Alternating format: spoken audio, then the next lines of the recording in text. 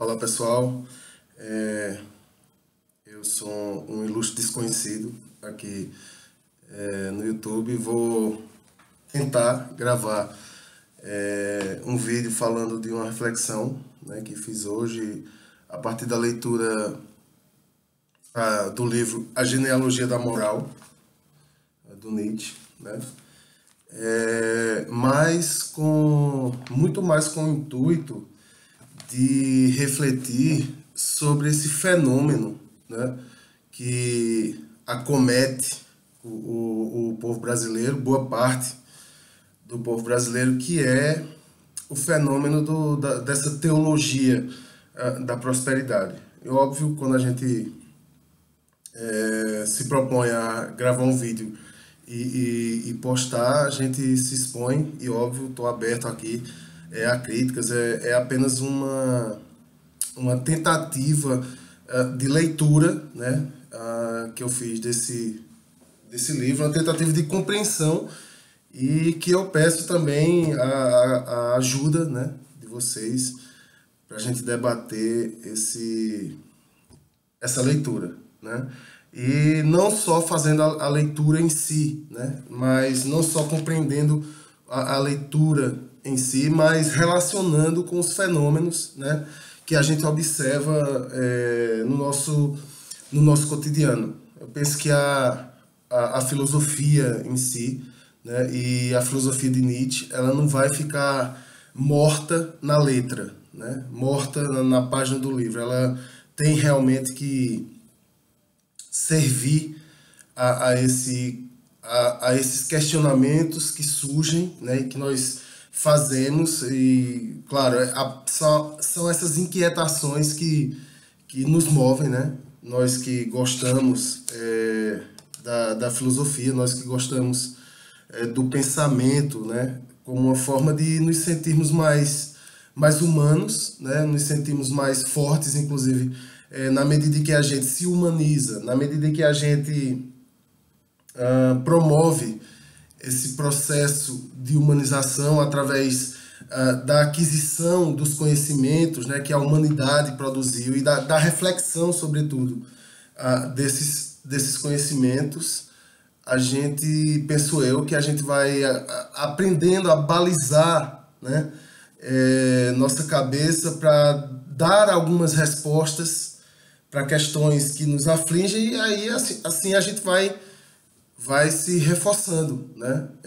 Nós estamos vivendo um período muito complexo, né, na política brasileira, que eu penso que outros elementos, além das questões econômicas, né, além das questões que se transformam em questões políticas, né, eu penso que esse elemento religioso tem tido uma importância fundamental, né, nessa questão, a partir inclusive do crescimento dessa ideologia, né, da ideologia que eu não vou chamar aqui de evangélica, né, porque o evangelho penso eu, é uma outra história que está se perdendo cada vez mais dentro do mundo das igrejas, né? Essas ideias têm se mostrado uma deturpação, de fato, né, do Evangelho. Eu, como admirador das ideias de Cristo, né, eu, como um pacifista, né, poderia dizer assim, que me encanto com aquilo que Cristo passa em termos de ideais de pacifismo. Me assusto quando vejo os cristãos, né, defendendo e provavelmente elegendo, né, para governar nosso país durante esses 4 anos que virão, um projeto fascista, né? E, como a gente sabe, o fascismo e a vida são incompatíveis. O fascismo e o respeito, né, à vida, o respeito às diferenças, e isso aí é fundamental, porque nós, seres humanos, somos diferentes. Então nós temos que nos respeitar nas nossas diferenças, senão a gente cai, né, nessa ideia de que na tentativa de sermos iguais, e eu estou lembrando aqui também, né, daquela teoria de Hitler, de uma raça superior, e toda raça que fosse diferente dessa, né, deveria ser eliminada. E aí a gente tem esse fascismo crescente também endossado pelos cristãos. Alguns cristãos, né? Eu diria a maioria dos cristãos. E como difusores, né? Como figuras que vão maximizar o poder dessa deturpação, a gente tem hoje no Brasil ícones, né? Que eu diria ícones gospel e pastores que têm se utilizado do seu poder de comunicação para disseminar essa ideologia, né? Inclusive para eleger um projeto fascista e que nós vamos ter que enfrentar durante esses 4 anos. E aí eu estava procurando, né, uma explicação para esse fenômeno, né? E lendo aqui o livro A Genealogia da Moral, do Nietzsche, onde ele vai meio que explicar, né, como surge a moral, né, que a gente se utiliza hoje, e um livro, inclusive, com implicações para o conhecimento da psicologia também muito interessantes, né? Esse livro ele é dividido em três tratados, né? Então nós temos o primeiro tratado, Bem e Mal, Bom e Mal, né? Onde ele vai explicar o que é bom, o que era bom antigamente e o que passou a ser bom, né, depois que a moral se estabeleceu. É bem interessante, não vou muito atentar a isso não, eu quero fazer um vídeo rápido, né? O segundo tratado, que é um tratado que fala da falta, né, que fala da má consciência, é um tratado que vai construir o discurso, né, que o Nietzsche vai chegar depois, para falar dos ideais ascéticos, né, e dessa moral do sacerdote, que eu penso que é essa moral do sacerdote que está, né, tomando conta da política, tomando conta das pessoas, né, da cabeça das pessoas. As pessoas não pensam por si, né? Então elas elegem outro para pensar por si. Me lembra aqui, inclusive, aquele texto do Kant, né? O que é esclarecimento, onde ele diz que você está na menoridade a partir do momento em que você deixa, né, abre mão para que outra pessoa pense por você, e aí você nunca alcança essa maioridade da razão, né? É um texto bem interessante também.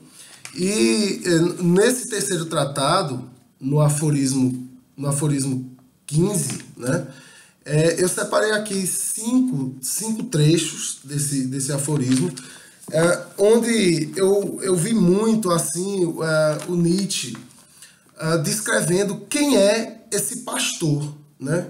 Quem é esse Malafaia? Quem é esse Valdomiro? Quem é esse pastor que, né, conduz o seu rebanho para o mal, né? Conduz o seu rebanho para a falta de consciência para com o próximo, conduz o seu rebanho para um anticristianismo, aliás, não para um anticristianismo, né, mas para um anticristo, porque eu na minha cabeça eu tenho bem definido assim uma diferença entre cristianismo e Cristo, né?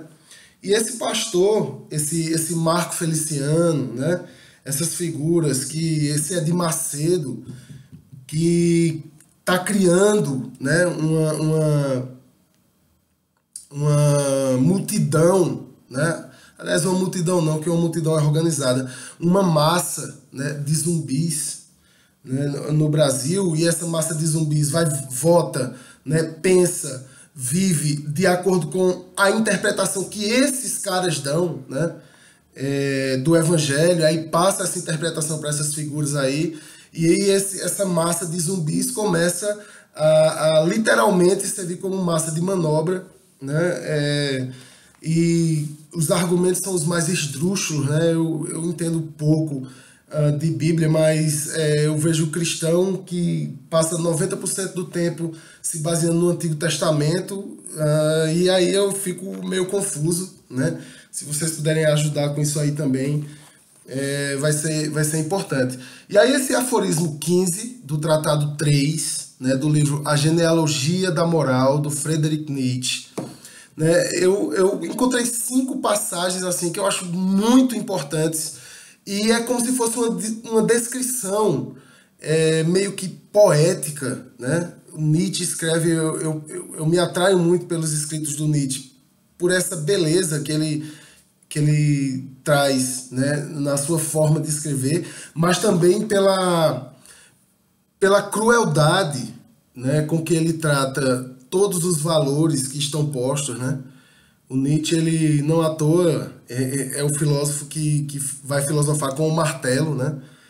Porque ele vai derrubar muitos dos nossos ídolos a marteladas, né? Então, na medida em que é uma escrita muito bonita, é uma forma de escrever que eu considero poética, é uma escrita muito forte também. É uma maneira de escrever poeticamente bruta, né? O Nietzsche não tá a fim de agradar seu ninguém, pelo contrário, a sua filosofia é uma filosofia do desagrado, né? Desagrado àqueles que já se conformaram com a sociedade, a moral, né, os elementos religiosos tal quais estão colocados aí. E aí no aforismo 15, descrevendo o que é esse pastor, né, o que é essa Ana Paula Valadão, o que é esse Malafaia, né, o que é esse Edir Macedo, o Nietzsche diz primeiramente, né, dessa vontade de domínio, né, que esses pastores, esse movimento tem sobre o mundo, né, a vontade de dominar e de colocar o seu ponto de vista sobre o mundo.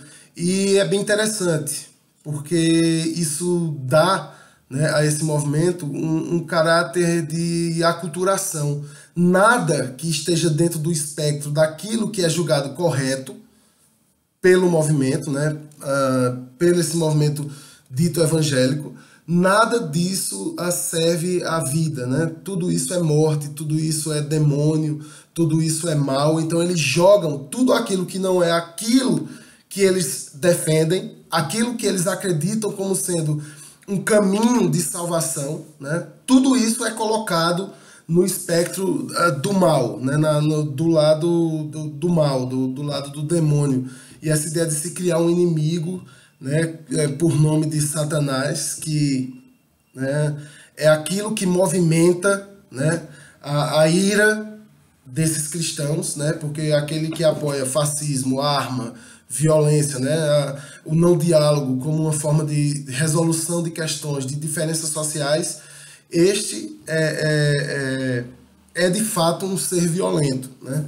E as igrejas estão abarrotadas, né? Essas igrejas estão abarrotadas de seres violentos, e segundo as palavras do Nietzsche, que eu, né, vou endossar aqui, vou concordar aqui, segundo as palavras do Nietzsche, um ser doente, né, que está doente, tem medo da vida, não, né, já espera por uma próxima vida, essa aqui já está, né, com os dias contados, isso aqui não presta, esse mundo não presta, então eu posso entregar esse mundo a governos autoritários, fascistas, porque se isso aqui não presta, por que eu vou tomar conta da vida, né? Eu estou esperando, de fato, morrer para poder viver, que é uma contradição bem interessante.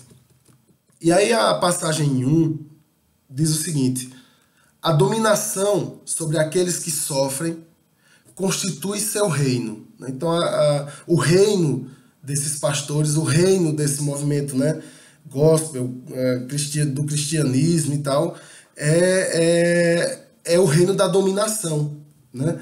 E a dominação sobre aqueles que sofrem.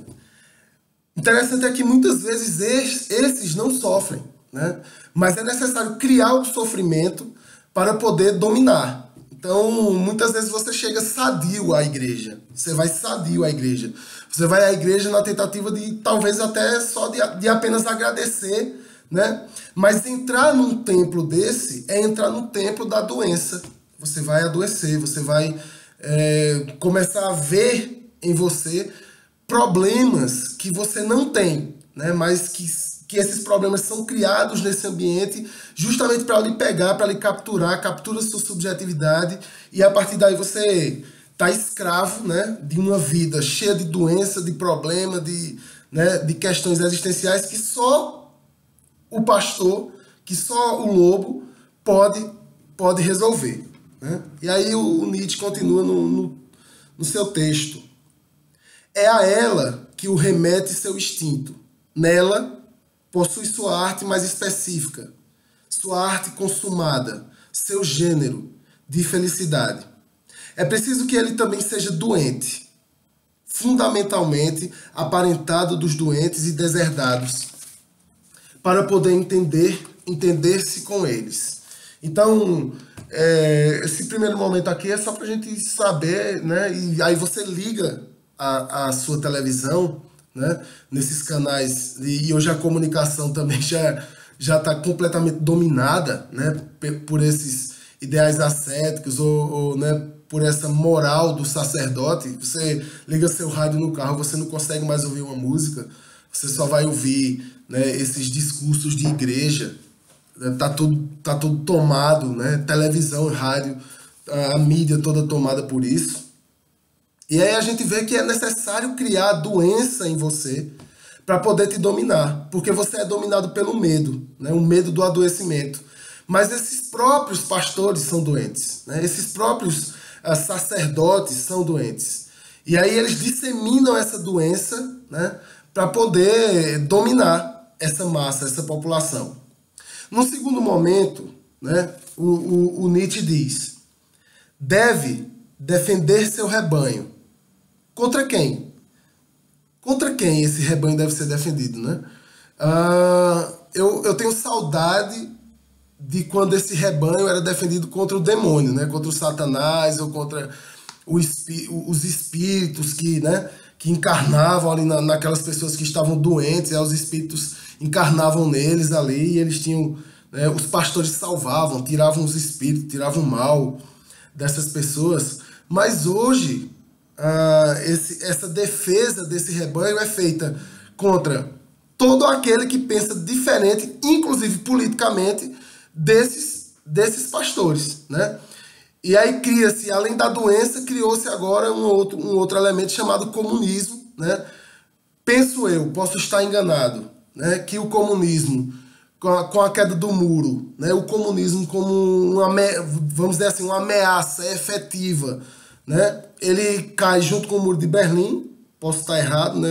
Aqui no Brasil a gente já não sabe mais de nada, né? E hoje, né, a gente tem o comunismo se alastrando segundo essas figuras, esses pensadores brasileiros, né? Pelos bancos, né? O Itaú é comunista, a Globo é comunista, né? O capitalismo é comunista, o dinheiro é comunista, tudo é comunista. Então é necessário você criar o inimigo para poder combatê-lo. Antigamente esses pastores criavam a doença nas pessoas para poder combatê-la. Agora essas pessoas são doentes, fisicamente doentes, espiritualmente doentes. E agora essas pessoas têm que ter um ideal de doença política para poder combatê-las, né? E aí criou-se essa questão, toda essa questão em torno da política agora, né? A maioria dos evangélicos endossando uma luta contra o comunismo como se a gente estivesse em plena Guerra Fria. Então aí ele diz, deve defender seu rebanho contra quem? Contra aqueles que gozam de boa saúde, sem dúvida alguma, mas também contra a inveja que inspira os sadios. Deve ser o inimigo natural de toda saúde e de todo poder rude, selvagem, desenfreado, violento, como o de uma fera. Para todo aquele que não compartilha, né, desse ideal cristão, né, de anticomunismo, né, anti-movimento LGBT, né, de um movimento pró-capitalismo, todo aquele que não estiver compartilhando disso aí é uma fera brutal que deve ser combatida, né? E aí coloque dentro desse bojo aí pessoas que optam ou que estão seguindo a sua religião afrodescendente, né? A gente sabe aquele caso da menina que foi apedrejada, né? Tava passando com a roupa da Umbanda e alguns crentes, né, saíram do seu templo e foram lá apedrejar a menina.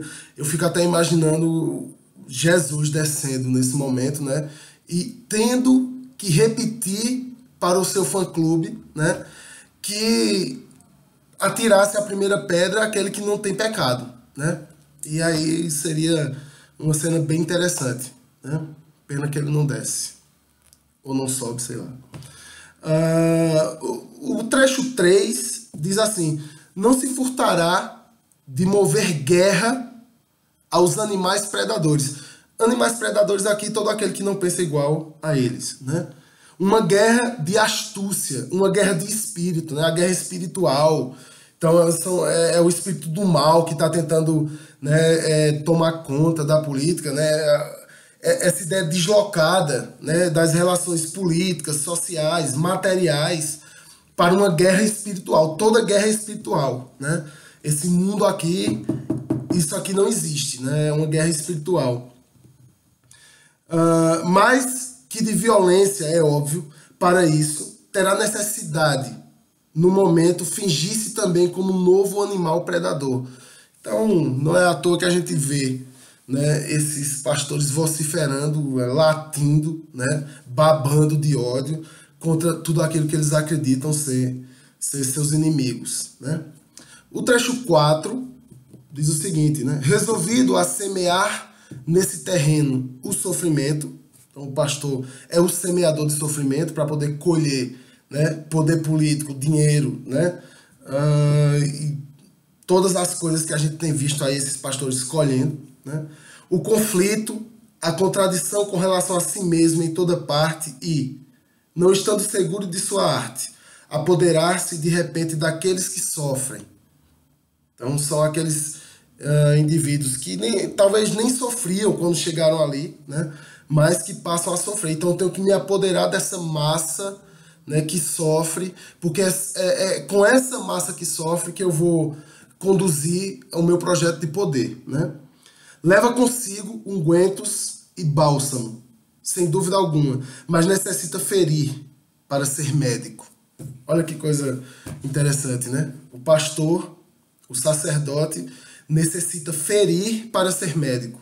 É necessário criar a doença para poder curar. Aliás, criar a doença para poder nunca curar, né? Nunca curar. A ideia é que a pessoa permaneça doente, dependente pela vida inteira, né? Permaneça nessa menoridade do pensamento. Você não raciocina, você não pensa, você não opina. A sua opinião é a opinião do seu pastor, é a opinião do seu sacerdote, né? E aí diz, envenena simultaneamente essa ferida. Então ele fere, cura e envenena a ferida constantemente para manter, né, esse domínio sobre suas ovelhas, né, seu rebanho. Seu rebanho tem que estar doente para poder permanecer ali. Essa tese, esse aforismo 15, né, do livro da genealogia da moral é muito, muito interessante. E aí na parte final aqui, né, na quinta parte que eu separei aqui para vocês desse aforismo, ele diz assim: todo ser que sofre procura, com efeito, instintivamente uma causa do seu sofrimento. Todo ser que sofre procura entender, né, o que é que está causando o meu sofrimento. Eu tenho que entender o que é que causa o meu sofrimento. A questão é que quem vai te dizer, né, quando você entra num templo desse, quem vai te dizer o que está causando o teu sofrimento não é você. Não é a sua racionalidade que vai te dizer o que é que te faz sofrer, né? Quem te diz o que te faz sofrer é o teu pastor. Quem te diz o que te faz sofrer é a tua cantora gospel. Tu não raciocina, tu não pensa. Tu não se reconhece né? Tu não sabe voltar o teu olhar para você mesmo, para se entender. Você precisa de alguém que te diga, né, o que fazer. É aí onde está a chave desse domínio. E aí ele continua, né? Mas exatamente ainda um agente, mais precisamente ainda um agente culpado, suscetível de sofrimento. Um resumo, alguma coisa viva sobre a qual se possa, sob um pretexto qualquer, descarregar sua paixão, de maneira efetiva ou figurada. Pois descarregar as paixões é a maior tentativa de alívio, ou seja, o entorpecimento daquele que sofre, o narcótico que maquinalmente deseja contra o tormento de qualquer espécie. A meu ver, no caso ele, a meu ver, unicamente ali é que se encontra a verdadeira causalidade fisiológica do ressentimento, da vingança e dos fenômenos que lhe são aparentados. Portanto, num desejo de entorpecer a dor por meio da paixão. E a questão, amigos, é exatamente, né, essa questão de entorpecer a dor. Eu crio a dor, né, eu crio a ferida para ser médico, e depois que aquela pessoa está sofrendo, eu vou, né, ver, olhar, observar ela, procurar o que causa aquela dor, né? Só que ela não acha, porque ela já está esperando que eu, pastor, que eu, cantor gospel, cantora gospel, diga qual é o fundamento dessa dor. E aí eu posso guiá-la, né? Guiá-la literalmente como um rebanho, né? Para qualquer que seja o motivo de uma dor. Eu posso criar a dor, eu posso dizer a ela, olha, o que causa a tua dor é isso, ou é aquilo, ou é essa ideologia política, ou é esse, sabe, é essa ideia, é essa lei, ou é esse tipo de educação. Então eu crio, é perfeito, né, a maneira como esses caras criaram um sistema de domínio de massas, né, que eles podem conduzir essas pessoas para onde quer que elas vão, né? Eu tenho conversado com algumas pessoas e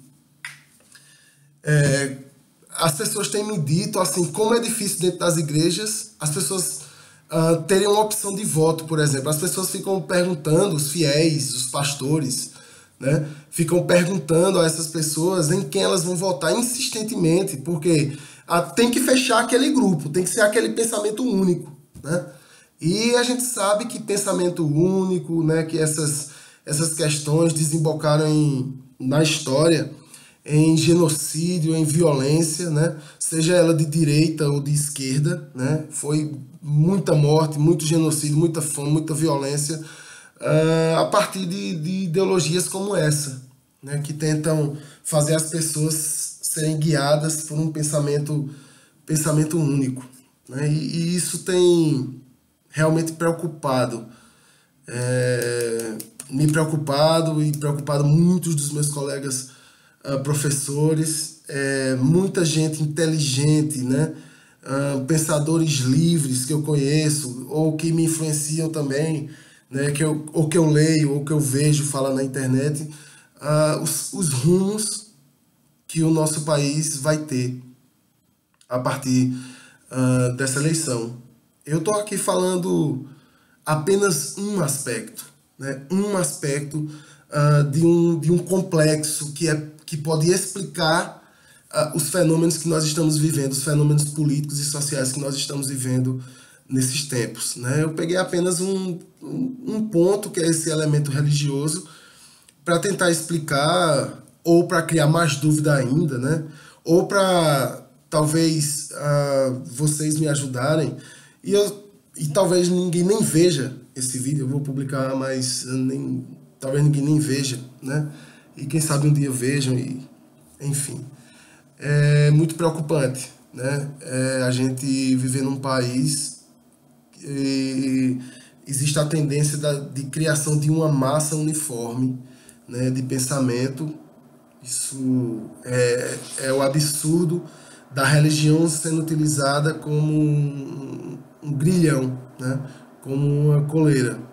E as pessoas estão, né, cada vez mais presas a esses ideais ascéticos, presas a essa moral do sacerdote e mortas no sentido de que não pensam mais por si.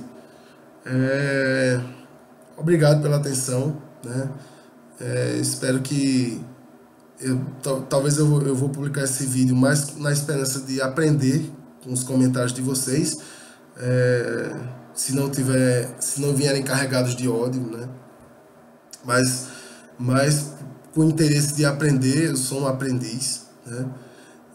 Do que propriamente de ensinar. Então espero receber colaborações, espero poder aprender com vocês também.